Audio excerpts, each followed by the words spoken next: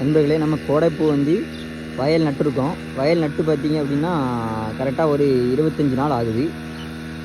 பார்த்தீங்க அப்படின்னா பயிர் எப்படி வளர்ந்துருக்குன்னு பாருங்கள். இந்த நேரங்களில் வந்து நம்ம குறுகிய கால பயிர் தான் பயிரிடுவோம். ஏன்னா தண்ணி தட்டுப்பாடு வந்துட்டுனா அதுக்கு முன்னக்கூட்டியே நம்ம வந்து தண்ணி தட்டுப்பாடுற முன்னாடியே வயலை ஓரளவு அறுத்துடலாம்.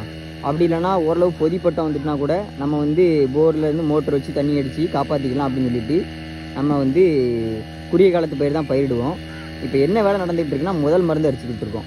மருந்து வந்து அடிச்சுட்டு இருக்காங்க பாருங்கள், உங்களுக்கு பார்த்தாலே தெரியும். காலை பொழுதுலேயே அடிக்கணும் மருந்து. அப்படி இல்லைன்னா சாயங்காலம் வெயில் இறங்கினதுக்கப்புறம் அடிக்கணும். வெயில் நேரத்தில் நம்ம வந்து அடிக்கிறத தவிர்க்கணும். அதுதான் பயிருக்கு நல்லது. அதே மாதிரி கோடைப்பூவில் வந்து மருந்து வந்து எப்போவுமே சாதாரணமாக காலைப்பூவில் 3 மருந்து அடித்தாலும் கோடைப்பூவில் அந்தளவுக்கு நோய் தாக்குதல் இருக்காது. அதனால் மருந்து வந்து அடிக்கிறது வந்து குறையும். பாருங்கள் மருந்து எப்படி அடிச்சுக்கிட்டு இருக்காங்கிறத.